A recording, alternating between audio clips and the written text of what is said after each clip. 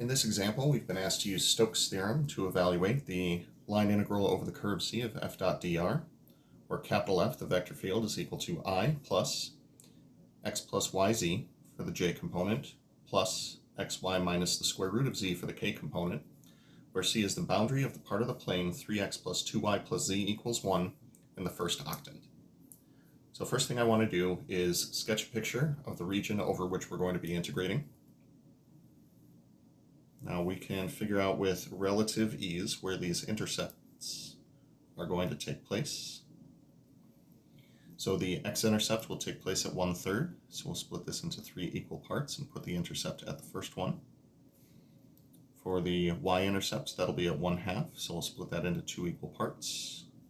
And then the z-intercept will be up here at +1. So the curve C in question is going to be the triangle that connects these 3 points. So if we wanted to evaluate this by parameterizing our curve, we would have to set up 3 separate line integrals to represent the 3 different sides of the triangle that we have here. Now the plane itself would be considered S, the surface in question. Now according to Stokes' theorem, if I'm interested in evaluating the line integral of f dot dr, we can turn this into the surface integral over the surface S of the curl of f dot ds. Now in order for us to do so, this means that we'll need to take the curl of f and we'll need to parameterize the surface S. The good news is that as far as parameterizations are concerned, this one won't be too bad. So with that in mind, the vector field in question was given to us as f of x, y, z is equal to, I'm going to re-express this in terms of component functions. This will be 1, x plus yz, and xy minus the square root of z for the 3 components. I'd like to take the curl of this vector field. The curl of f is going to be given as the determinant of I, j, k. Across the middle, we'll put the partial derivatives, partial with respect to x, partial with respect to y, partial with respect to z. And across the third row, we'll put our 3 component functions. 1, x plus yz, and xy minus the square root of z. I'm going to recopy the first 2 columns so that I can give it a little slashy. 1, x plus yz. All right. So we'll do a little slash in the downward direction, and downward direction. So for the I component, this will be the partial derivative with respect to y of xy minus the square root of z. That will be x for the I component. For the j component, partial with respect to z of 1, that's a constant, so that'll become 0 for the j component. And for the last one here, partial with respect to x of x plus yz, that'll simply be 1 for the k function, or k component. Then do a couple of slashes going in the upward direction, like so. So for the k component, we have the partial with respect to y of 1. That'll be 0, k, and that's okay. For the next one, we have the partial derivative with respect to z of x plus yz. That'll be y for the I component. And then for the last component, we have the partial with respect to x of xy minus the square root of z. That will once again be y, and that is for the j component. Combining these together into one single vector, for the I component, I'm seeing x minus y. For the j component, I am seeing 0j minus y, so negative y. And for the k component, I am seeing 1 minus 0. That'll be 1 for the k component. That'll be the curl. Next up, we will need to parameterize our surface. Now, technically, it can be any surface that uses this as a boundary, but since it was introduced as the part of the plane, we might as well just use the plane as our surface. So let's parameterize the plane. Based on the 3 variables that I have up here, it looks like it would make the most sense to go ahead and solve this for z in terms of x and y. So I'm going to let x and y be my 2 components, or my 2 parameters in this case. so u and v. Solving for z in terms of these, we'll get 1 minus 3x minus 2y. So 1 minus 3x minus 2y. So our parameterization is going to be r of u and v is equal to the vector with component functions u, v, and 1 minus 3u minus 2v. 1 minus 3u minus 2v.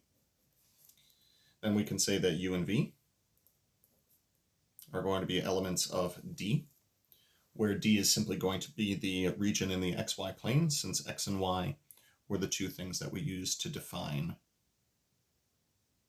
our parametric surface. So technically, if I wanted to, we could say that the region within the UV plane, we'd see a 1/3 here, and we'd see a 1/2 here. This is U, this is V, and this region right here would be D. We could also take the original equation of the plane, simply substitute in z equals 0, since that's what we have here, and we would get 3x plus 2y is equal to 1, and this would be what parameterizes our surface. Now seems like a really good time to go to a second piece of paper, so let's do like, oh boy, okay, all right, there we go. We'll keep that on camera so that we can copy some stuff down. Now, in order for us to do this surface integral, we're also going to need the curl of f dotted with the cross product of these two partial derivatives. So let's take a couple of partial derivatives. So partial of r with respect to u, we'll be differentiating with respect to u. That'll be 1, 0, negative 3. And for the partial derivative with respect to v, this will be equal to 0, 1, and negative 2. 0, 1, and negative 2.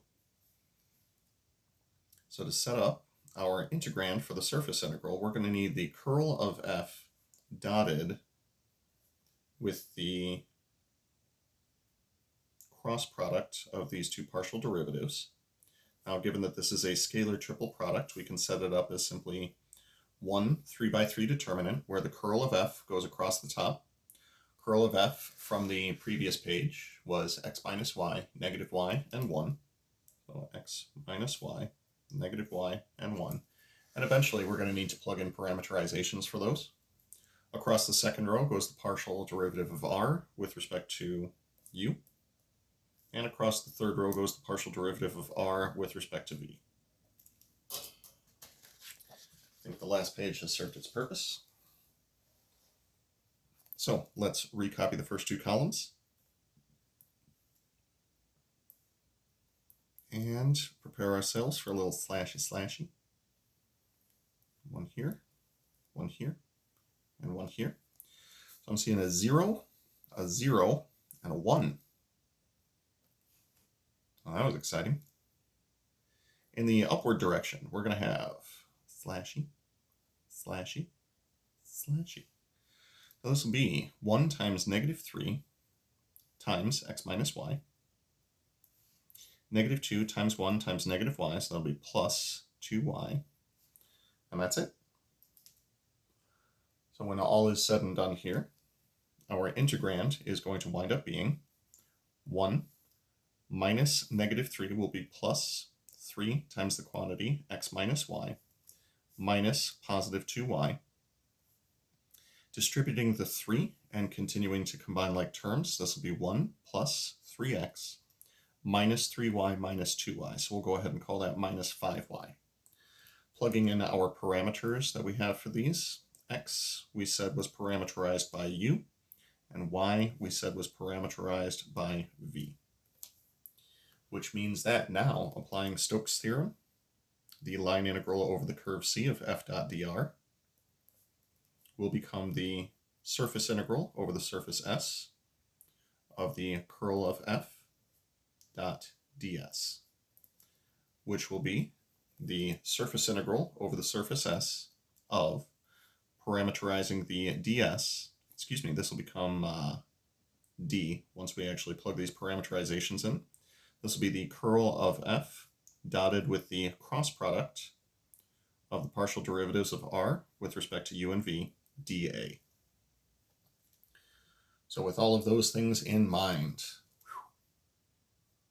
this is going to be the definite integral and definite integral, or rather iterated integrals.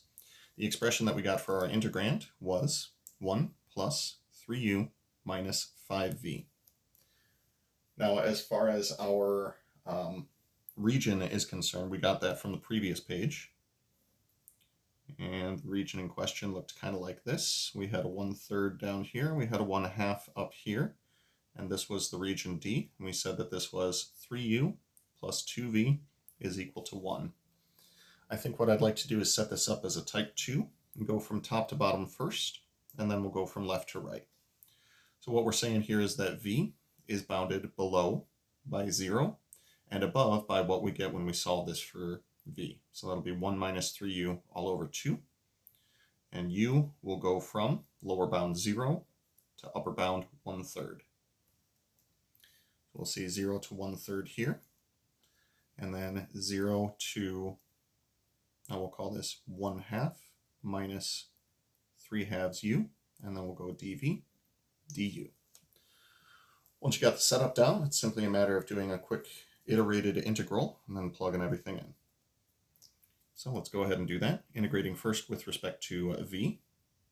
We'll leave the second integral as is.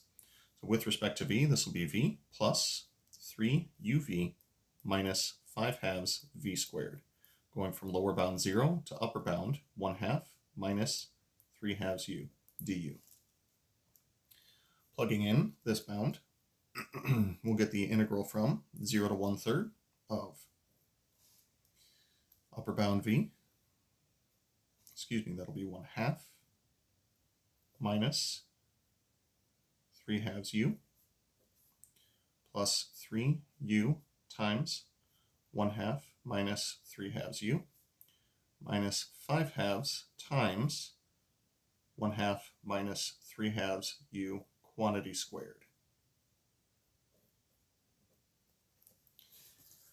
Boy, Jamoy, this is going to be quite a bit of algebra, if I do say so myself. Well, let's get to it then. 1/2 minus 3/2 u. This will be plus 3/2 u, that's convenient, minus 9/2 u squared, good, minus 5/2 times, let's go ahead and expand the square first. That'll be 1/4 minus 3/2 u plus 9/4 u squared du. I think it's time for another piece of paper. Well, it just wouldn't be a good Stokes theorem problem if we weren't using 3 pieces of paper for it, huh? All right, continuing to simplify using algebra, I noticed that we can get these two terms to cancel out, which is a small convenience for us. 1/2 minus 9/2 u squared, and then we'll distribute the minus 5/2 through. It'll be minus 5/8 plus 15/4 u minus, oh boy, 45/8 u squared du. Now, I'm the kind of guy who definitely wants to combine all of his like terms before integrating, so that's what we're going to do next. Taking a look at all of the constant terms that we have here, we'll start with constant terms. 1/2 minus 5/8, that'll be 4/8 minus 5/8, that'll be negative 1/8. Gotcha, gotcha. As far as u terms are concerned, there is just the 1, that'll be 15/4 u. Gotcha. And then we'll combine these to one single term as well. Lowest common denominator is 8. This will be negative 36 minus 45. That'll be negative 81/8 u squared du. Pass this along to your favorite Calc 1 student and make them have a fun time with it. That should be 1/3 here. So this is going to be equal to negative 1/8 plus, we'll call that, oh, sorry, throw a u on there, 15/8 u squared minus 27/8 u cubed, going from lower bound 0 to upper bound 1/3. Plugging in that lower bound of 0 is simply going to give us a 0.